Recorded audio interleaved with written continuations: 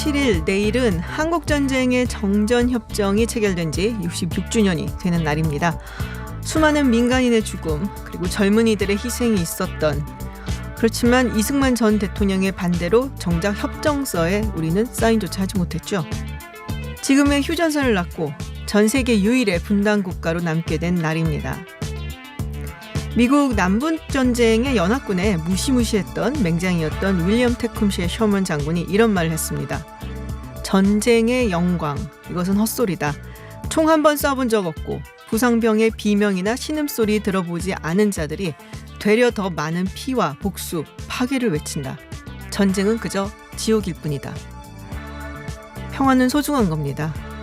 분단되어 있기에 불완전하다고 하지만 이만큼의 평화를 위해서 노력하신 분들께 감사의 마음부터 전할까 합니다. 김지윤의 시선이었습니다.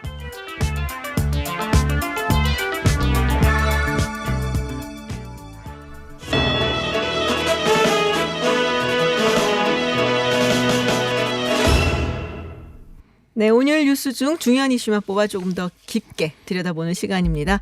아주경제 김도윤 기자와 함께합니다. 안녕하세요. 안녕하세요. 오늘 말이 막혔죠? 네, 축구 때문에 유벤투스가 와가지고. 네, 맞습니다. 길이 막혀갖고 늦을 뻔하셨어요. 네, 오늘 어떤 소식 준비하셨나요? 예, 먼저 청와대 인사 소식 전해드리겠습니다. 아, 오늘 대대적인 인사가 났죠. 네, 그 조국 청와대 민정수석이 드디어 물러났습니다. 드디어라뇨? 네. 그리고 정태호 일자리 수석과 이용산 시민사회수석까지 물러났고요. 네. 그리고 그 민정수석 자리에 김저원 한국항공우주산업 카이 사장이 네. 민정수석에 임명됐고, 이제 일자리 수석에는 황덕순 일자리 기획비서관이 승진 발탁됐습니다. 네. 또 시민사회수석에는 김거성 전 한국투명성기구 회장이 임명됐습니다. 알겠습니다. 조국 민정수석이 결국에는 굉장히 많은 관심을 갖고 있는데 앞으로의 행보가 진짜 궁금하거든요. 네. 근데 이런 말을 했어요. 문재인 대통령이 재임 기간을 넘기는 것은 불충이다. 네네. 이게 무슨 얘기인가요? 문재인 대통령보다 오래 하면 안 된다고 당연한 거 아닌가? 예, 노무현 그 정부 때 문재인 그 대통령이 이제 민정수석이었잖아요. 예, 그때 2년 6개월로 최장 기록을 갖고 있었는데 그거 자기가 넘어서면은 2년 그 2개월. 지금 2년 2개월이거든요. 그렇죠. 네. 그걸 넘어서는 건 좀 불충이다는 취지로 좀 사석에서 많이 말을 했나 봐요. 네. 그래서 좀 그런 것들이 좀 알려져 있고. 그리고 정태욱 그 조국 수석이 2년 2개월 만에 교체가 됐는데 이제 정태욱 수석도 같이 원년 멤버잖아요. 그래서 네. 청와대 이제 원년 멤버는 정우영 국가안보실장 정도밖에 이제 안 남았습니다. 그러네요. 네. 다들 뭐 내년을 준비하고 있는 분들이 많은 것 같아요. 네, 맞습니다. 그 정태욱 수석 같은 경우는 이제 총선 출마를 하는데 네. 이제 서울 관악을 해서 벌써 출마를 했었고요. 네네. 오신환 바른미래당 원내대표 지역구고요. 그다음에 이용선 수석은 이제 서울 양천을 해서 출마할 것으로 좀 알려졌습니다. 그렇군요. 그리고 조국 수석 궁금하다고 하셨는데 궁금하세요? 조국 수석 궁금하죠. 그거 근데 너무들 많이 알고 있지만 궁금한. 정말로 그렇게 될까 궁금한. 예, 법무장관으로 가는 게 사실상 뭐 확실시 예약됐다고? 된다. 네, 그렇게. 그렇군요. 네. 하여튼 뭐 떠나면서 야당에 한마디를 했어요. 네, 그 저를 향하여 격렬한 비난과 신랄한 야유를 보내온 일부 야당과 언론의 존중의 의사를 표현합니다. 이렇게 얘기를 했습니다. 그렇군요. 아무래도 SNS 활동하면서 좀 공격의 대상이 많이 됐기 네네. 때문에 그 부분을 얘기한 거고, 또 SNS 많이 했기 때문에 또 이런 말도 했는데요. 민정수석의 관례적 모습과 달리 주권자 국민과 공개적으로 소통하면서 업무를 수행했다. 업무 수행에서 국민 여러분께 심려를 끼친 부분이 있었다. 오롯이 저의 비재와 불민한 탓이다. 뭐 이렇게 얘기를 했습니다. 그리고 또 대통령에 대한 또 네. 말씀도 남았는데, 네네. 존경하는 대통령님을 보좌하였던 일은 경무였지만 영광이었습니다. 가까이서 목동했던 경험은 평생 소중히 간직할 것이다. 이렇게 얘기했습니다. 또 하는 거 아닌가요? 계속 같이 할 것 같습니다. 네, 알겠습니다. 새로 입성한 분들 좀 알아보도록 하죠. 신임 민정수석. 네.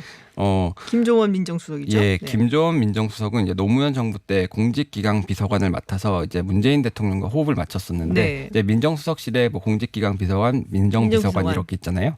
근데 그 바로 밑에서 문재인 대통령이 민정수석을 하면서 공직기강 비서관으로 이제 보좌했던 그런 네. 경험이 있고, 또 문재인 대통령이 그 새정치민주연합 대표를 하던 네네. 시절에 그 당무감사 그 원장을 맡겼어요. 당무감사 원장이 이제 감찰하고 네네. 이제 징계하고 하는 데잖아요.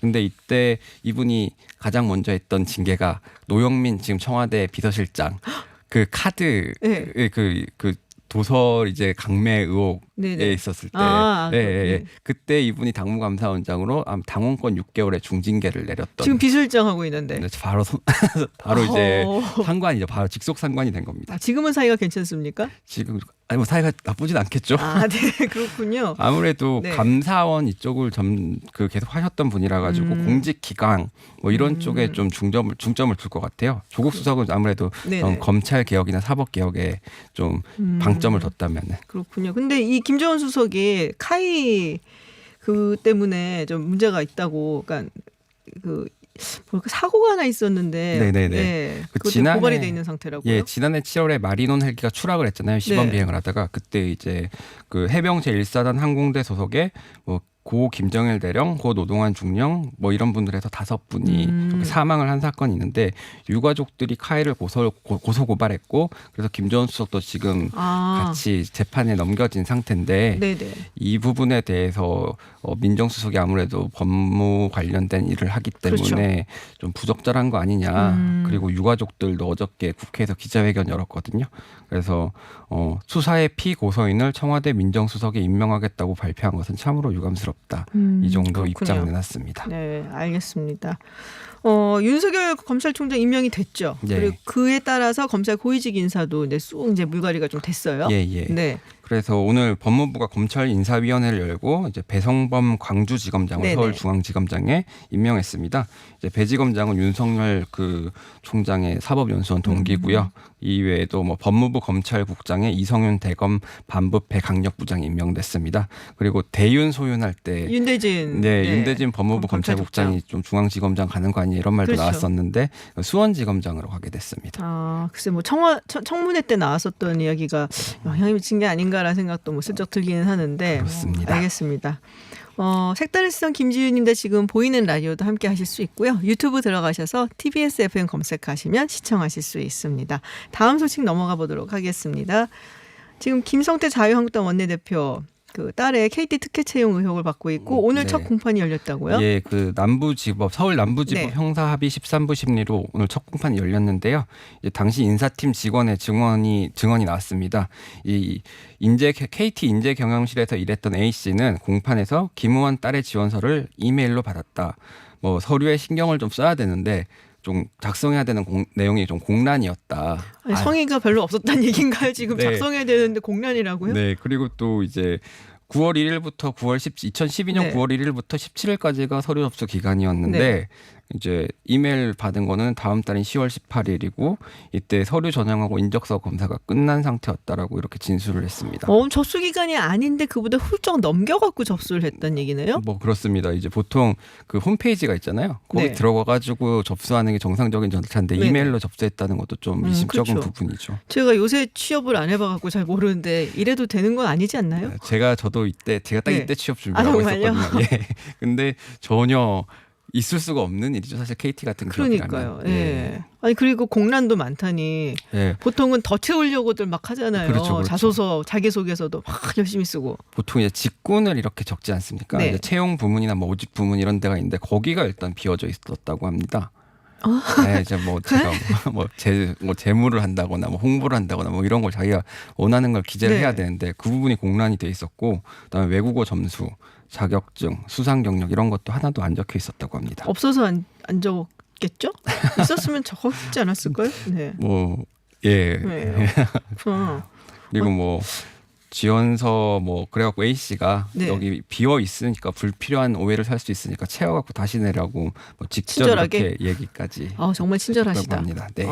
그래서 지원 분야도 이렇게 좀 정해줬다는데 이제 지원 분야는 경영 관리, 지원 동기는 이제 홍보에 맞춰 작성해 달라라고 이렇게 직접 얘기를 했다고. 이거는 이례적인 거죠, 확실히? 이례적인 겁니다. 굉장히 이례적인 것으로 여겨지는데 그럼 이석채 전 회장 측 뭐라고 네. 하고 있나요? 7년 전 사건이라서 정확한 기억에 의존해서 답변하기 어렵다.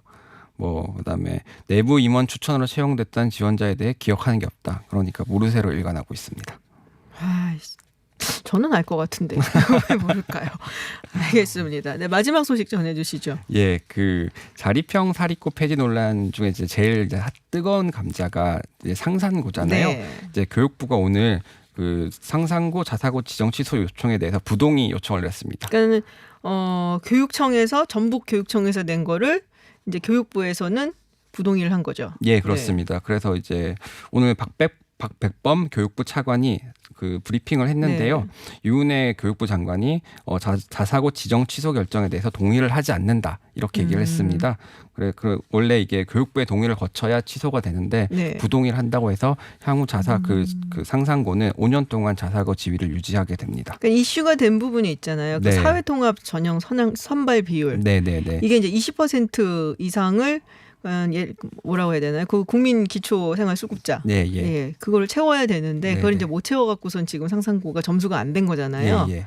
근데 또 상상고는 자기네들은 자립형 사립교에서 자율형으로 이제 바뀌는 그 일기였기 때문에 그게 예. 적용이 안 되기 때문에 상관이 없다는 주장인 거고요. 네, 네, 맞습니다. 네. 사실 다른 부분에 대해서는 예를 들면 70점이 보통 기준인데 네. 전북도만 이제 80점으로 80점으로. 했잖아요. 네. 근데 상상고가 그 79.61점을 음. 받았는데 그 다른 그런 것들에 대해서는 교육부는 전혀 문제가 없다고 이제 교육감의 이제 재량이라고 얘기를 했는데 이 부분에 대해서만 이게 문제를 삼았어요. 그러니까 그 사회 통합 전형 선발 비율 지표는 재량권을 일탈 또는 남용하고 위법하고 위법하다. 그래서 평가 적정선도 부족하다고 판단했다. 이렇게 얘기를 했습니다. 기준점 올린 것에 대해서는 어떻게 얘기했나요? 그 부분은 이제 아까도 말씀드렸듯이 재량권이기 없다. 때문에 문제가 없다. 문제가 없지만 이 사회통합 전형 선발 비율에 대해서는 예. 문제가 있다. 여기가 이 상상고가 저는 이거 갖고 공부했거든요. 요새도 하는지 모르겠는데 수학의 정석. 네. 예, 그 유명한 홍성대 예. 이사장. 네. 예, 뭐 어쨌든 상상고 입장에서는 잘 됐다고 하겠네요. 예, 그 홍성대 이사장은 이제 사필 규정이라는 입장을 내놨는데요. 그 사회통합 전형 이 부분을 또 얘기를 했어요. 네. 일기 자사고인 상상고는 애초부터 사회통합 전형 선발 대상이 아니다. 의무 규정도 아닌데 상상고의 사회통합 전형 선발을 강요한 것 자체가 부당한 처사였다. 이렇게 얘기를 하고요. 네. 그다음에 교육부 결정을 매우 긍정적으로 평가한다. 상상고 아이들의 미래를 보다 진지하게 고민하겠다고 얘기했습니다. 그렇군요. 그럼 전북구 교육청은 어떻게 앞으로 할 거라나요? 뭐 일단 참담하다는 입장 내놓고 네네. 이제 법적 절차는 추후에 이렇게 내놓겠다. 검토를 거친 후에 내놓겠다라고 했는데 네. 이제 헌법재판소의 권한쟁의 심판을 갈 수도 가능성이 상당합니다. 그렇군요. 그 김승환 교육감이 24일에 그 교육부 장관이 지정 취소 결정에 동의하지 않으면 권한쟁의 심판을 청구하는 등 할 수 있는 일은 다 하겠다라고 얘기한 적이 있고요. 네. 이미 이전에도 한번 2010년에도 교육감을 하고 있으면서 자사고 네네. 관련해서 권한쟁의 심판을 청구한 적이 있습니다. 아, 그렇군요. 네. 근데 이게 참 미묘한 문제예요. 네, 또 맞습니다. 상상고에 다니고 있는 학생들 입장에서는 정말 중학교 때 진짜 공부 열심히 해갖고서는 왔을 텐데 그렇죠. 상상고는 워낙 그렇죠. 유명한 학교니까 예, 예. 그들 입장에서는 또 굉장히 좀 억울하다 생각할 수도 있고 또 뭐 교육청의 생각도 이해는 가죠. 조금 더 이제 어려운 환경에서 공부한 학생들을 더 좋은 기회를 줘야 되는데 그걸 못 지켰다라는 이제 입장인데 뭐 하여튼 좀 더 두고 봐야 될 것 같습니다. 알겠습니다. 네. 지금까지 김도영 기자였습니다. 고맙습니다. 감사합니다. 네, 화제의 말로 뉴스를 꿰뚫어보는 색다른 시선 말말말 시간입니다. 오늘은 차윤주 기자 대신 최요한 평론가님께서 구원투수로 와주셨어요. 안녕하세요. 예, 반갑습니다. 구원투수 최요한입니다. 세이브를 올릴 수 있을런지 모르겠습니다. 네, 일단 뭐 첫 번째 말부터 소개를 좀 해주시죠. 예, 그 홍영표 더불어민주당의 전 원내대표죠. 영등포 경찰서 출석을 합니다. 목소리를 한번 들어보시죠. 국회의원이라는 특권을 방패로 조사마저 응하지 않는 것은 있을 수 없는 일이라고 생각합니다. 저는 오늘 이렇게 경찰 출석 요구에 응하게 됐고 저희 민주당 의원들은 성실하게 조사에 임하고 있습니다. 자유한국당도 더 이상 국회의원이라는 특권을 내세워서 불법 행위를 그냥 넘어가려고 하지 말고 빨리 조사에 응해서 법에 따른 응분의 책임을 져야 된다고 생각합니다. 이게 그 패스트트랙 관련 네. 난리 났었던. 이제 지금 뭐 홍영표 의원도 출석을 했나 봐요 오늘. 그러니까 홍영표 의원도 같이 고발을 당했으니까요. 네네. 그러니까 목소리를 딱 들어보면은 이거죠. 나 출석하는데 너는 왜 안 오니? 이 이야기입니다. 그렇죠. 예. 예, 오늘 오전 10시부터 조사 지금쯤 나오지 않았나라는 생각도 드는데 하여튼 영등포 경찰서에 출석을 했습니다. 홍 의원 등이라고 하면 또 다른 사람도 있다는 거죠. 그렇죠. 지난 4월 국회의원과 앞에서 사무실 점거를 시도하던 자유한국당 의원들과 몸싸움을 벌인 혐의, 공동폭행. 이 말 보면 되게 무서워요. 무섭다. 예. 저도 이거 예. 무서웠어요. 고발됐고 당시 한국당 의원들은 민당 의원들로부터 한국당 의원들의 폭행을 당했다면서 고발 사유를 밝혔습니다. 이들은 서로에게 폭행을 당했다고 주장하면서 상대당 관계자들과 의원들을 상대로 고소 고발을 이어갔고요. 결국 100명이 넘는 네. 현역 국회의원들이 경찰의 수사망에 올랐습니다. 이 국회 선진화법 때문에 지금 사실 처벌 받게 되는 거잖아요. 예. 수사를 받고. 근데 이게 되게 무겁죠. 처벌이. 되게 무서워요. 사실은 국회 선진화법은 네. 지난 19대 의원들은요. 이 국회 선진화법이 무서워서 꼼짝 못했다라고 합니다. 그 정도로. 예, 김강진 전 의원이 네네. 이번에 난리가 난 걸 보면서 난 무서워서 움직이지 못했는데 어떻게 저럴 수가 있을까? 이렇게 고백하는 걸 페이스북에 썼는데요. 네네. 이게 그러니까 국회 선진화법으로 불리는 국회법 165조, 166조입니다. 네. 그러니까 그 예를 들어서 회의를 방해할 목적으로 회의장이나 그 부분에서 폭행, 협박, 주거침입, 재물손괴 등의 행위를 한 경우에는 5년 이하의 징역, 우와. 1,000만 원 이하의 벌금. 어마어마한 겁니다. 그네요. 그 예. 와중에 사람이 다치거나 또는 폭행, 서류 등이 손상된 경우에는 7년 이하의 징역이나 2천만 원 이하의 벌금. 가중처벌. 가중처벌. 그렇군요.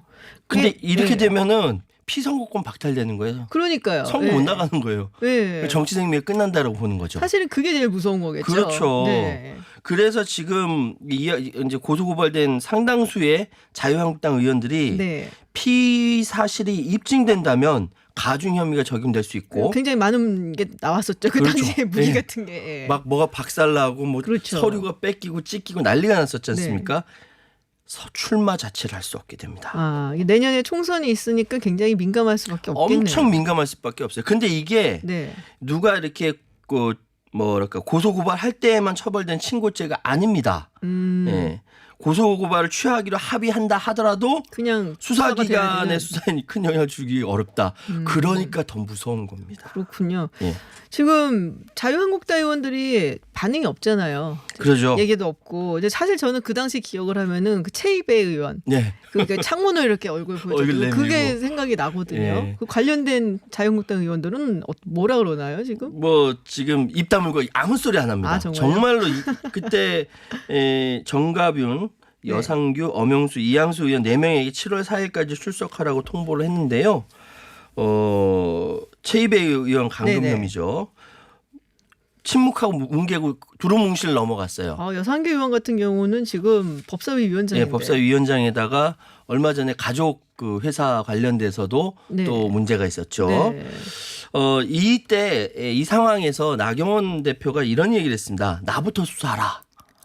얘기했어요. 진짜 분노해서. 네. 나부터 수사하라. 그러면 하면 경찰은 되겠네. 예, 나경원 원내대표부터 수사를 해야 되지 않을까 그런 생각이 드네요. 그러네요. 그래도 뭐 원내대표가 수사 받으러 가고 출석해 갖고서는 수사 받고 그러면은 네. 다들 그래도 따르지 않을까. 나를 따르라 막 이렇게 해 갖고. 예. 글쎄요. 그것까지 모르겠습니다. 모르세요. 예. 그렇구나.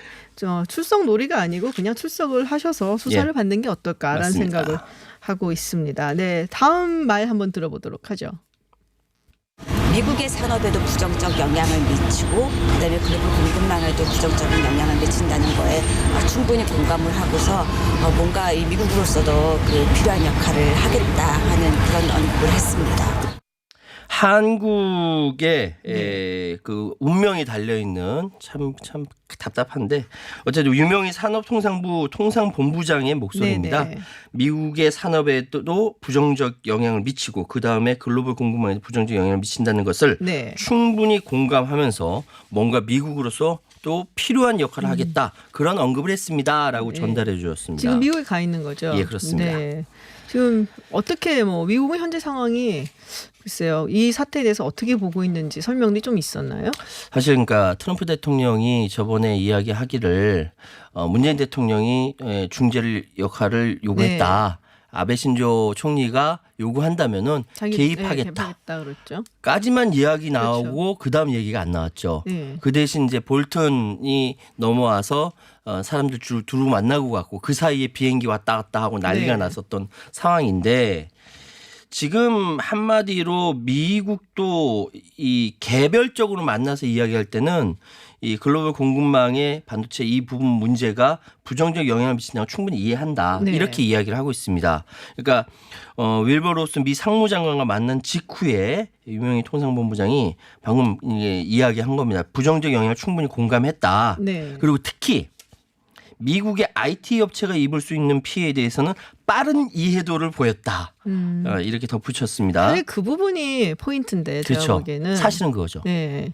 그래서 얼마나 미국 산업계에 그럼요. 영향을 미칠 수 있는가 이 부분을 사실 좀 많이 강조를 해야 될 것 같긴 한데. 그렇습니다. 네.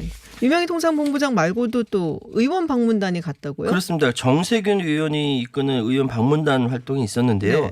한미일 3국 의원회의 참석차 미국을 지금 방문을 했습니다. 네네. 이번 조치가 자유무역 정신에 반한다는 점에서 미 의회 의원들도 공감했다. 이제 뭐 계속 두루두루 의원들 만나서 아는 사람들 만나서 이렇게 왔다. 상황이 이렇다를 설명을 한 거죠. 의원 외교라고 이야기하죠. 그러니까 공감은 했다. 그런데 미국이 적극적 중재에 나서는 데는 선을 긋는 분위기였다. 마찬가지죠. 아마 미국의 IT 산업에 부정적 영향을 미친다는 것에 대해서는 빠른 이해도를 가질 거예요. 그러나 미국이 직접적으로 나서서 한국과 일본 사이에 끼어가지고 중재한다는 거에 대해서는 야 니네끼리 잘 해봐 정도지 나서지 않는다 이런 이야기죠. 그러니까 아니 미국 의회가 또 의회 의원들은 자기네 지역구가 있잖아요. 그렇죠. 그러니까는 예를 들면은 아이다호 쪽에 이제 상원 의원이 뭐 제임스 리시 이런 사람들은 네. 마이크론이 거기 있거든요. 그렇죠. 그러니까 편을 사실 뭐 별로 들어줄 이유는 없어요. 이게 다 이해관계에 따라서 움직이는 사실은 일이기 때문에 그렇군요. 뭐 하여튼 그 한국 입장을 잘 이해하는 분위기였지만 미국이 직접 관여하기는 쉽지 않다라는 양해를 구하는 그런 상황이니까 우리로서는 이제 조금 더 잘 세분해서 네. 누가 적극적으로 나올 것인지 누가 반대할 것인지 이런 걸 잘 분석해서 직접적으로 미국의 공략을 해야 될 것 같고요. 일단은 뭐 트럼프 행정부의 입장이 그러하니까 의원들도 마찬가지인 것 같습니다. 네, 알겠습니다. 네, 오늘 구원투수로 충분히 구원 잘해주셨어요. 세이브 올렸나요? 네, 그렇습니다. 고맙습니다. 네, 감사합니다. 지금까지 최유한 평론가였습니다. 네, 일본의 반도체 수출 규제 강화로 국내 반도체 기업들이 긴장하고 있는 가운데 미국 전자업계에서도 이에 대한 우려를 표시했다고 합니다. 한일 분쟁에 미국 IT 기업들이 전전긍긍하고 있는 이유는 뭘까? 반도체 전문가 한국 반도체 디스플레이 학회 박재근 학회장 연결해서 알아보겠습니다. 안녕하세요. 예, 안녕하십니까? 네. 유명희 통상교섭본부장이 페이스북을 통해서 미국 전자업계가 한국과 일본에 해결 촉구선을 보냈다라고 밝혔습니다. 미국 전자업계가 걱정을 하고 있는 부분 어떤 것인지 좀 설명해 주시겠어요? 예, 글로벌 IT는 그 IT 밸류 체인이라는 게 형성되어 있습니다. 네. 글로벌 IT 밸류 체인이라는 게 무엇이냐면, 일본이나 미국에서 반도체 디스플레이에 필요한 반도체 소재 부품 장비를 제공을 하고요. 네. 이러한 그 소재 부품 장비를 한국이 이제 수입을 해서 네. 반도체 칩과 디스플레이 패널을 만들어서 미국에 있는 IT 업체, 뭐 예를 들면 대표적인 IT 업체가 애플 같은 업체죠. 네. 애플 같은 업체에 반도체와 디스플레이 패널을 공급을 하게 되는 것입니다. 네. 예를 들면 애플 같은 경우에는 대부분의 메모리 반도체 칩, 즉 DRAM과 낸드 플래시 메모리가 있는데요. 네. 그 두 제품을 한국 업체로부터 거의 다 수입해서 사용하고 있습니다. 뿐만 아니라 그 애플 폰에 들어가는 그 디스플레이 패널도 네. 삼성 디스플레이로부터 100% 수입을 하고 있습니다.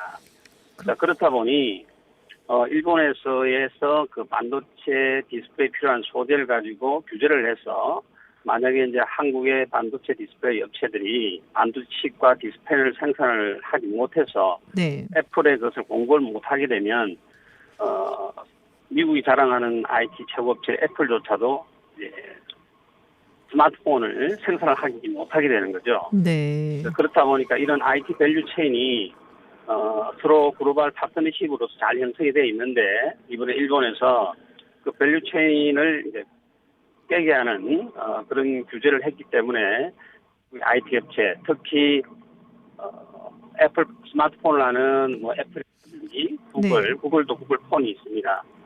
뿐만 아니라 이제 인터넷 데이터 센터에 들어가는 메모리 반도체가 굉장히 중요한데요. 네네. 그 메모리 반도체가 뭐 대표적인 게 구글이 있을 테고 페이스북, 아마존 같은 데도 영향을 미치게 되고요.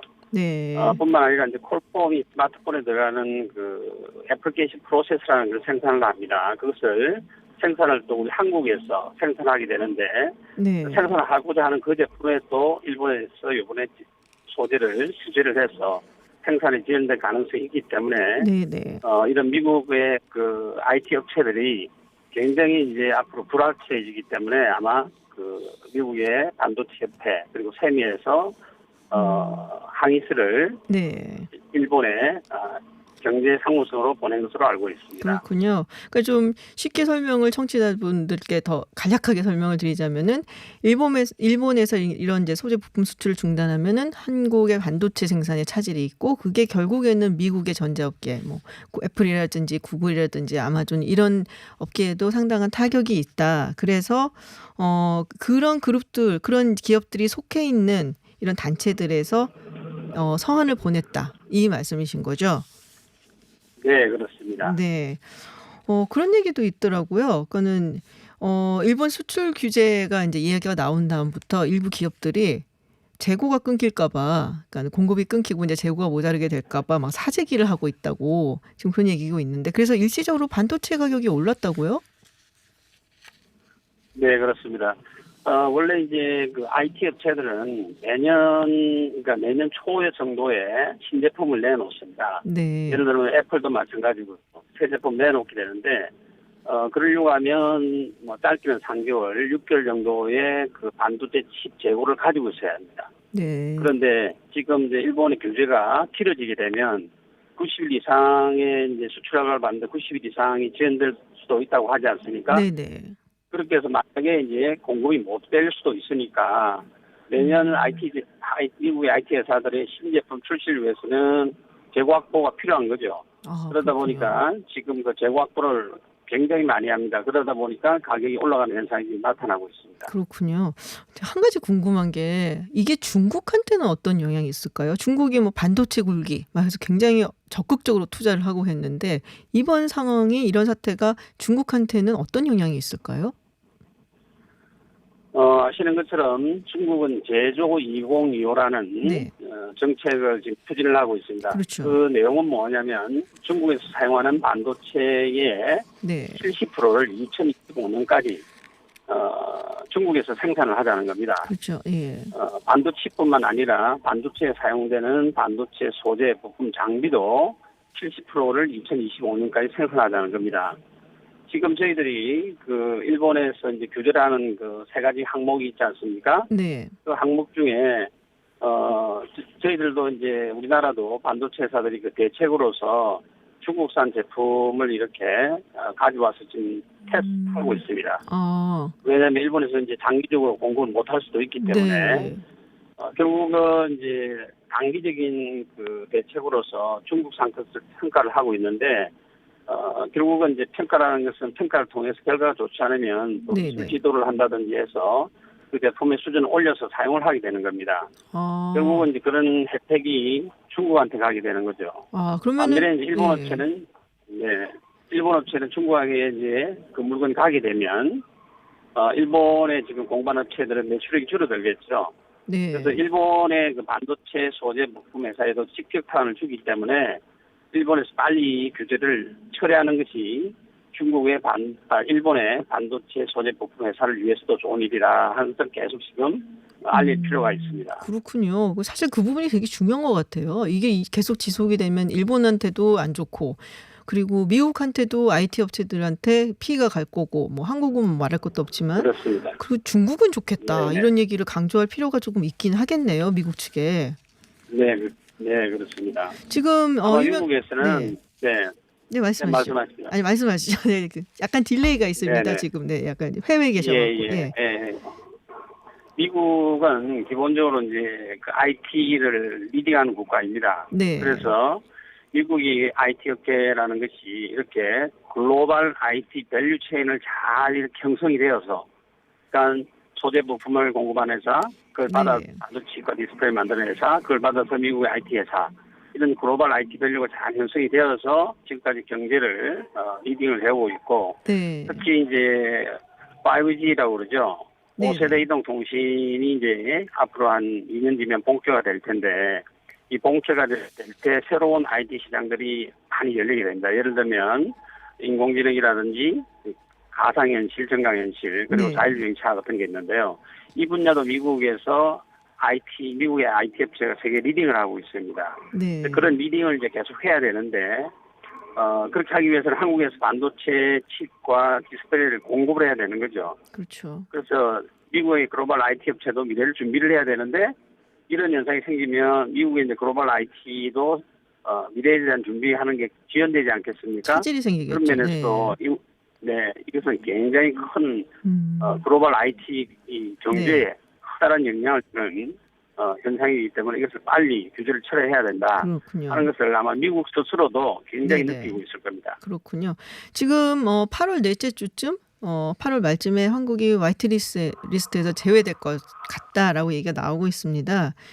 그렇게 되면 뭐 네. 1000여 개 가까운 품목들 수입할 때마다 일본 정부의 허가를 받아야 되는데 이게 반도체 업계에 어떤 영향을 미칠 거라고 보시는지 뭐 큰 영향을 미칠 것 같다라고 생각은 드는데요. 1112개 항목 네. 중에 아마 반도체 관련된 것이 100여 종이 있습니다. 네. 근데 그 100여 종의 제품을 일본으로부터 수입을 하게 되는데, 결국은 이제 수출 허가를 받는데 90 이상이 소요될 것으로 예상이 되지 않습니까? 네네. 이렇게 되면 저희들이 생산하는데 영향을 미치게 되는 거죠. 네. 그렇다 보면 이제 한국의 반도체 디스플레이 업체들은 솔루션 해결을 하기 위해서는 네. 결국은 벤더 답이나 일본이 아닌 뭐 중국, 대만, 미국의 제품을 또 사용하게 되고 네. 우리 국산화를 더 빨리 가속화시키게 되는 계기가 되는 것입니다. 네. 결국은 일본이 그렇게 계속 규제를 하면 그 피해는 일본의 기업체, 즉 네. 일본의 반도체 디스플레이의 소재 부품 장비를 파는 업체에게 직접 네. 편을 주는 부메랑으로 아마 돌아갈 것으로 예상하기 때문에 네. 빨리 일본 정부에서 이런 것을 깨닫고 또 일본 경제단체에서 이 점을 굉장히 일본 정부에 강제를 많이 하고 있다고 네. 일본 언론을 통해서 지금 나오고 있습니다. 네네. 그래서 빨리 일본이 규제 철회하기를 저희들이 바라고 있습니다. 알겠습니다. 오늘 말씀 감사합니다. 네네. 네, 지금까지 박재근 한국반도체 디스플레이 학회 회장이었습니다. 잠시 후 8시에 상암 월드컵 경기장에서 열리는 유벤투스 그리고 팀 K리그의 친선 경기로 굉장히 일대 교통이 혼잡하다고 합니다. 서울 시내 교통 상황 알아보겠습니다. 이주혜 리포터. 네, 월드컵로와 교차하는 증산로 모두 밀리고 있습니다. 말씀하셨듯이 축구 친선 경기 영향으로 차가 많은 상황인데요.